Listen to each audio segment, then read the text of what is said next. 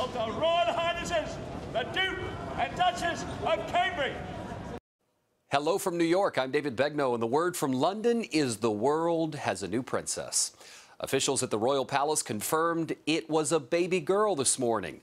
She was born just after 8:30 London time, weighing just over 8 pounds.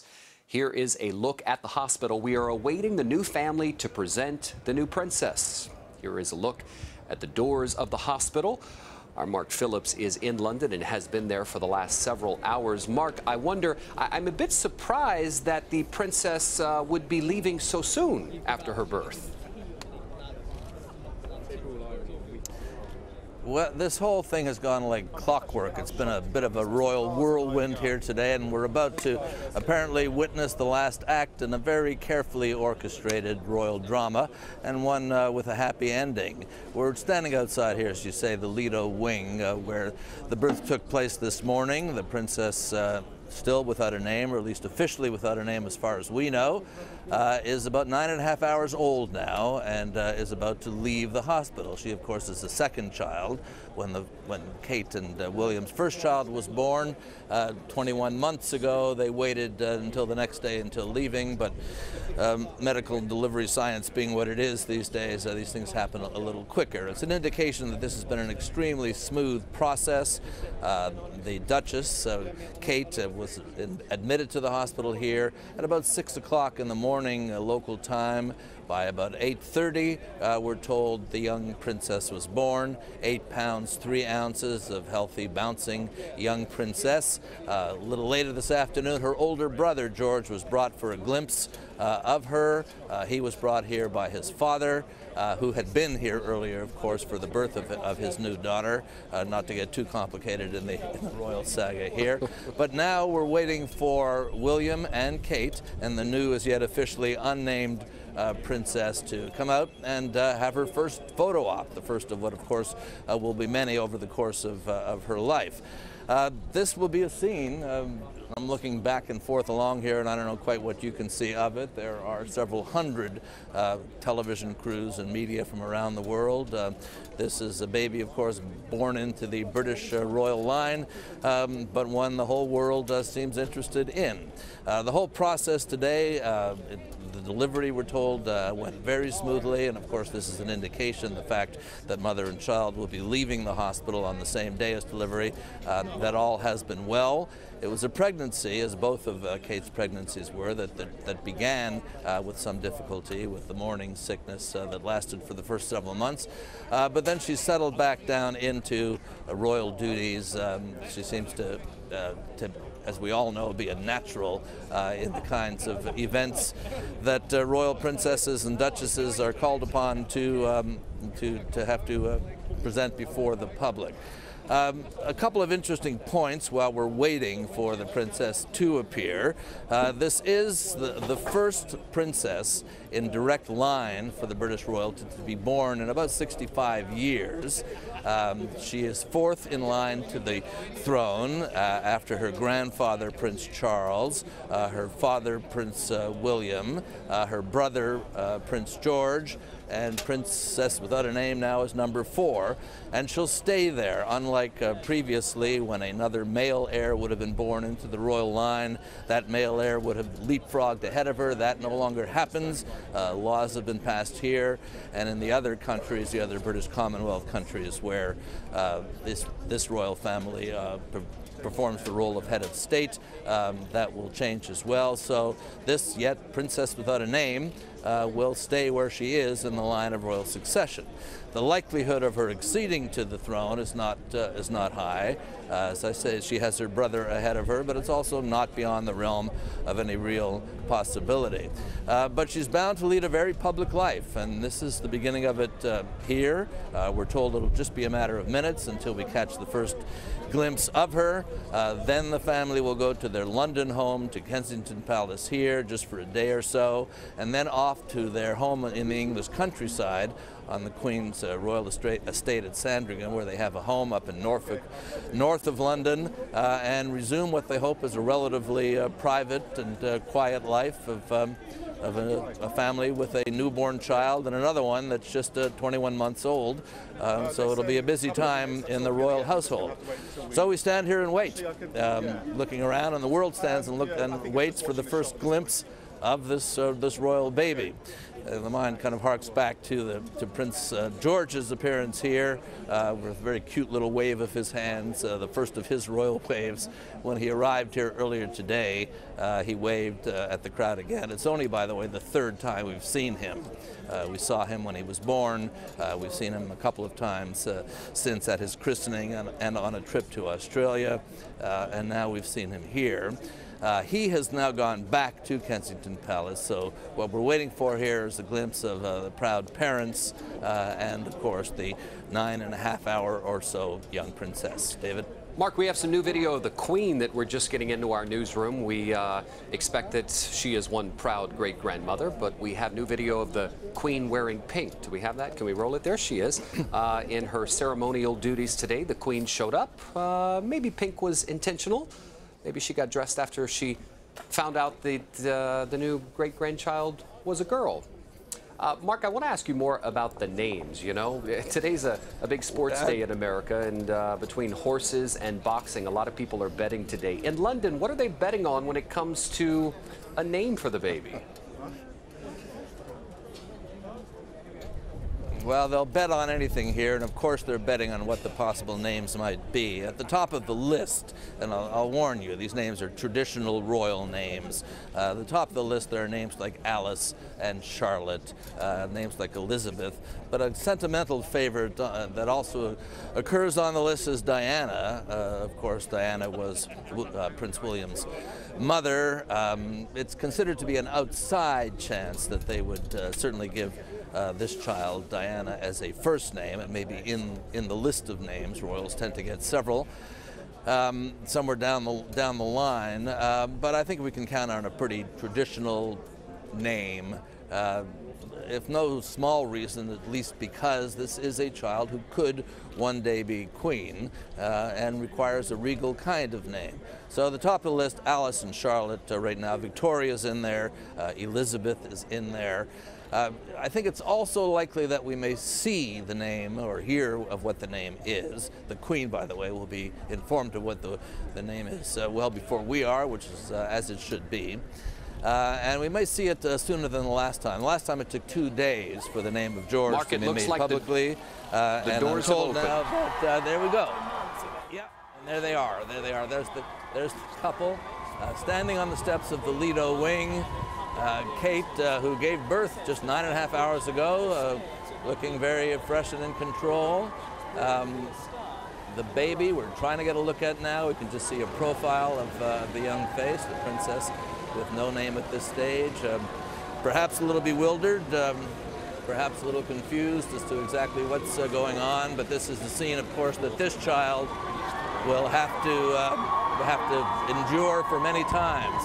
They're going to come forward to the hordes of press who are here from around the world. And also you can hear some cheering in the background. There are a group of royal supporters who have been standing here for several days waiting for this to happen. Kate and William on the steps of the Lido wing with their 9.5-year-old young daughter. And she showing is her beautiful off to the British public and by extension from the vast crowd here, showing her off to the world as well. You know, Mark, it's amazing when you think that less than 12 hours ago, a young couple with a brand new baby. It's amazing when you think that they're going to go back inside ago. now, and the cars will roll up, and then they'll come back out to get in the cars and roll off to their London home at Kensington Palace, which is the way that this is done. I'll come back up in front of you here. The cars are now rolling up. They'll put the young child in a car seat.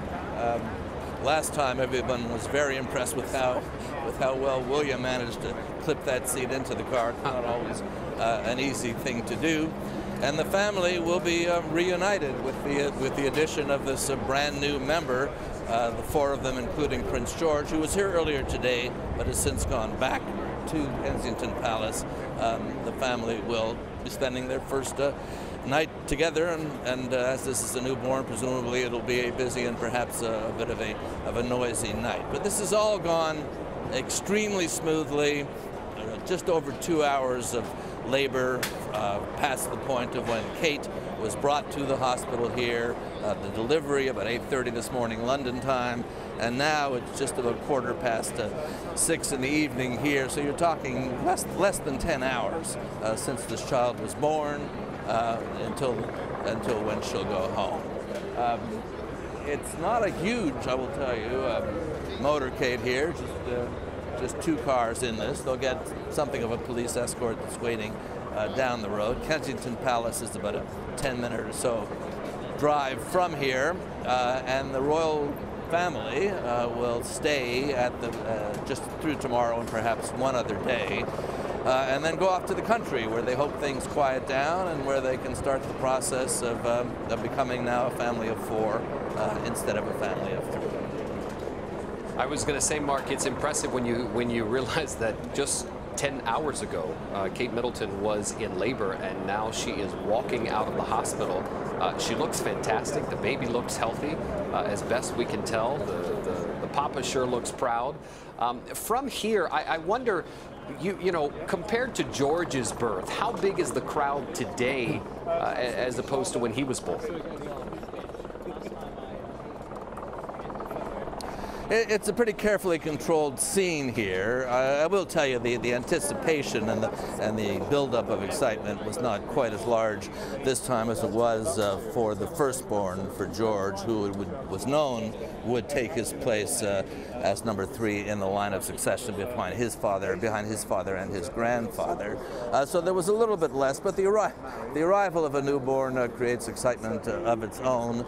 When it's a family like this that is as popular, frankly, as it is in this country, and from the look of this horde of international media that's gathered, as popular as it is around the world, somehow the arrival of a newborn child increases the excitement level, and this has become a big deal. It also, you know, the thing about the royals here is that these are predictable events. They provide that kind of continuity and that kind of link with the people here. The arrival of a royal baby is a happy event in a world in which the news agenda does not often provide that kind of thing. So for that reason, perhaps alone, but also for reasons of the connection between this family and the British people and the Commonwealth people around the world, and even people in countries that are not connected. For example, the United States.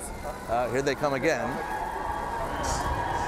Their popularity endures, and we'll now see whether William there he comes, a baby in the child's seat. He was very nimble at this the last time. Let's see how quickly he gets it done. He gets it done this time. Well, there he is. He's a tried and true father. A victory sign, the V sign from the happy new father, and as he did last time as well, puts on the seatbelt and will drive himself off. There he goes, all ducked down as this happens. And one new royal child going home to join the other one. The end of a very happy day of royal theatre here in central London. Mark Phillips live in London. On the phone now is Eloise Parker. She is a royal commentator and contributing editor at Hello Magazine. Eloise, I wonder, once they arrive at the palace, is the Queen one of the first to greet the family and the new baby?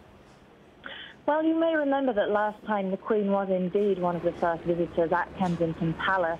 It's likely that she may repeat that again. She is in the vicinity. Of course, if Kate chooses to take the new baby to Buckingham Palace, she will be required to make an appointment with the Queen. You can't simply turn up to Buckingham Palace unannounced.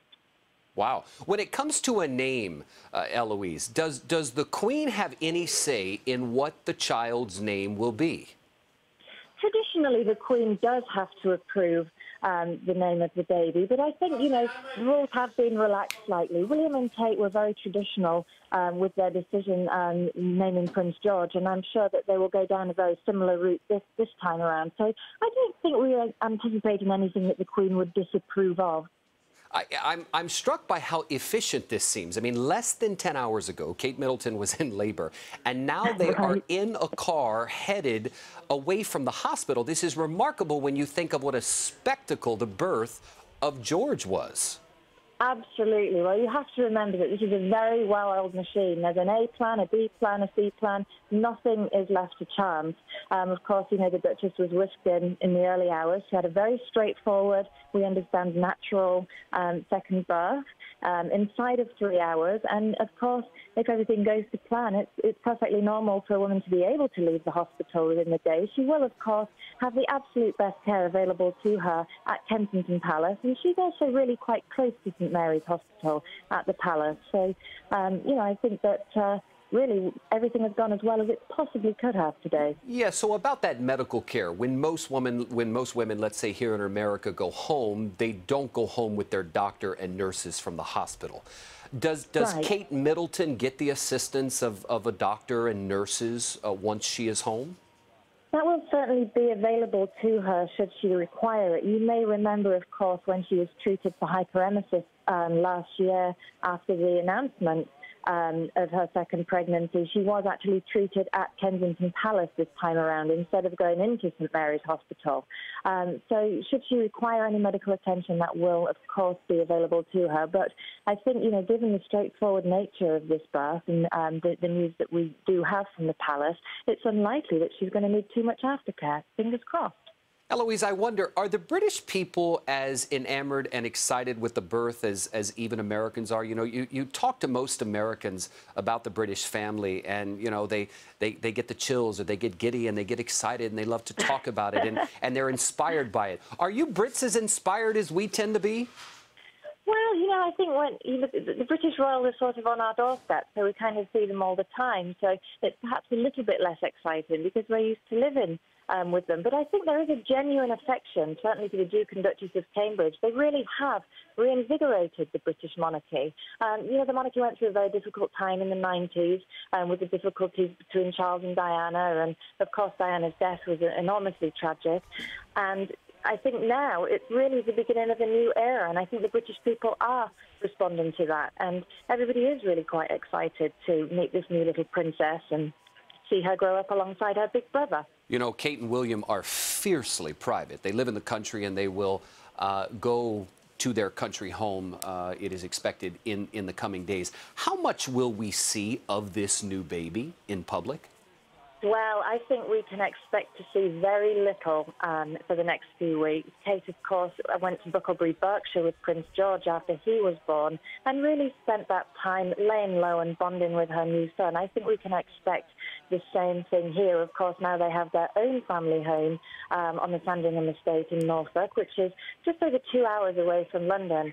So they really do have the seclusion that they need to bond as a new family of four.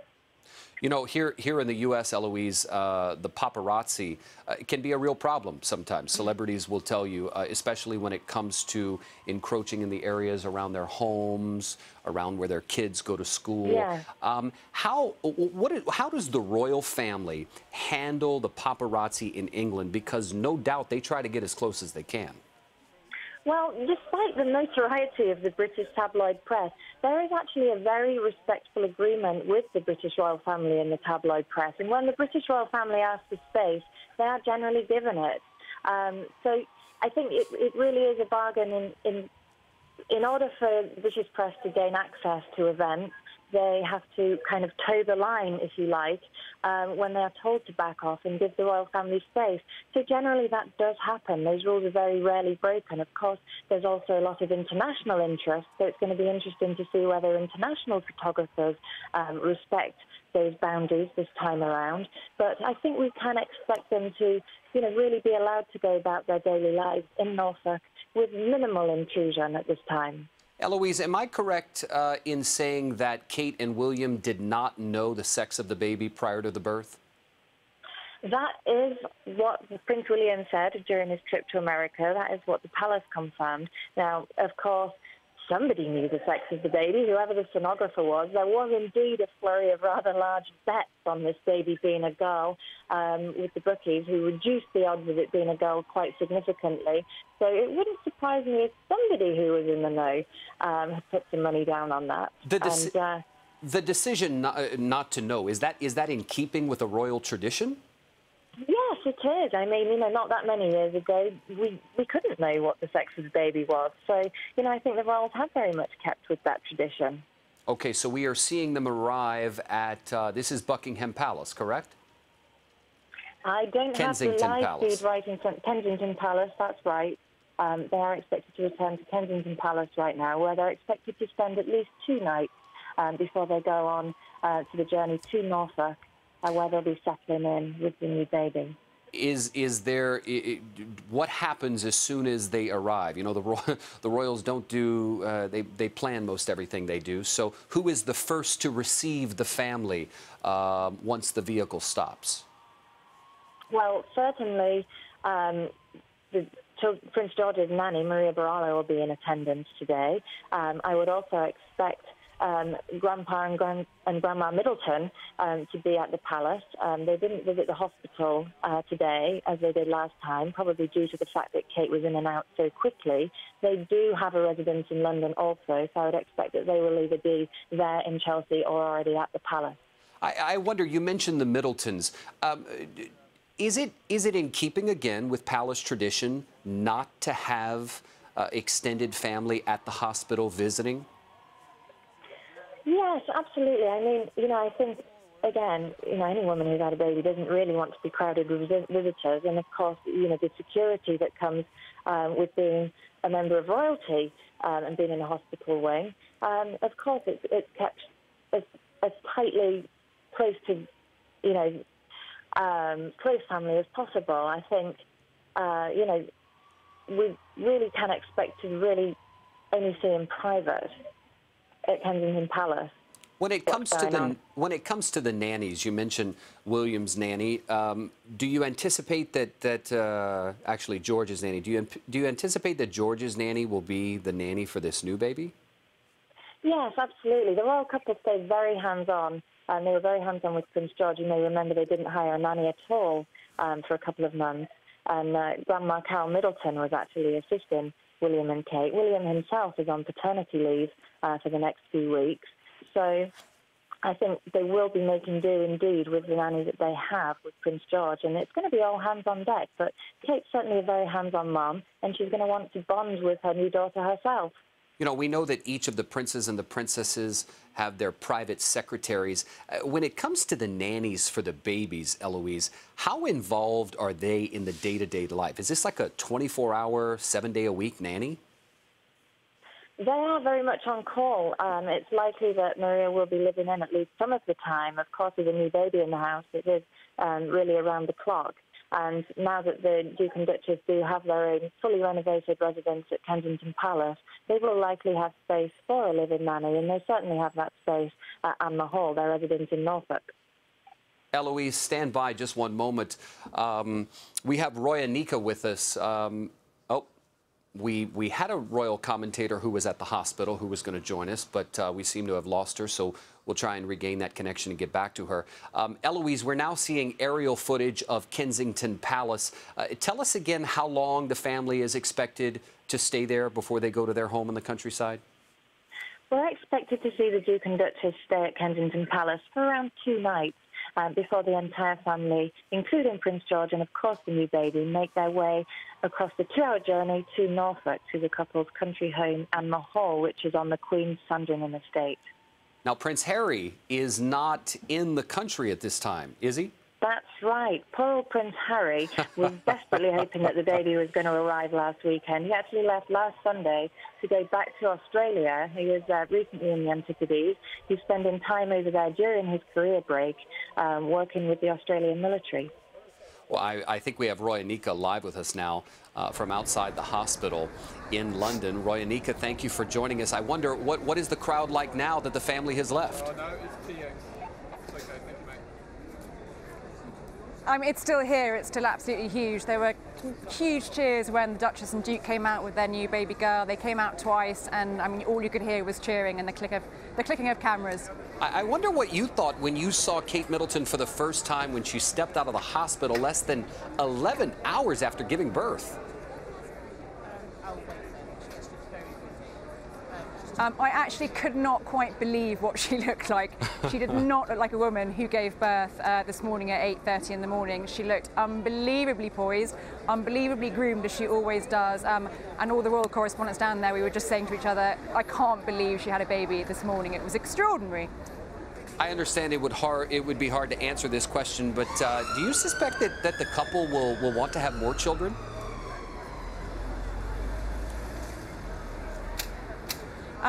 Yeah, I'm pretty sure they're not going to stop at 2. You know, they said as soon as they got engaged back in 2010, they were very keen to start a family and to have a relatively big family. Kate's one of 3. I suspect they'll probably have a 3rd, but I think at the moment they'll just be focusing on their 2nd. How many people, family members, have we heard from in terms of congratulations since the baby was born?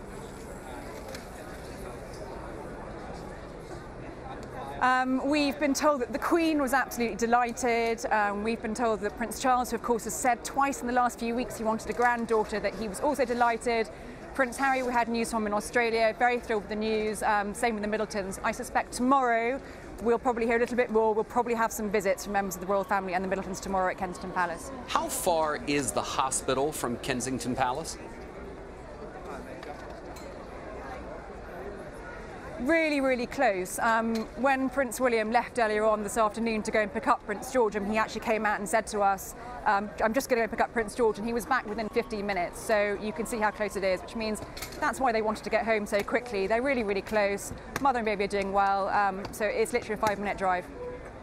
Roy, Nika, thank you. Thank you for your coverage, as well as Eloise Parker joining us live by phone. Ladies, thank you. Once again, Kate Middleton and Prince William have left the hospital with their daughter, the princess, whose name we do not know yet. The mother looks incredible. The baby looks about as healthy as a beautiful baby can look. They have already arrived, as we understand it, at Kensington Palace. They will be there for the next couple of days, and then they will go to their home in the countryside. Again, they are a fiercely private couple, so we don't expect to see much in the way of pictures, video, or press conferences.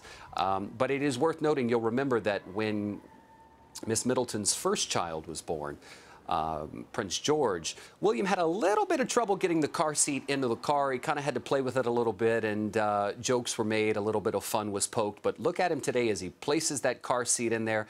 Doesn't take him very long, gives it a good jolt, and he's done. Gives a thumbs up to the crowd, and in the seat he jumps to head to see grandmother, presumably the Queen, whose pictures we had video of the Queen earlier today wearing a nice pink outfit, potentially we can assume representing maybe the birth of her newest great-grandchild. So the royal family arriving at the palace, a new princess has entered the world. I am David Begnaud, live in New York. That is the latest. You can get more on CBSNews.com. This is CBSN, always on.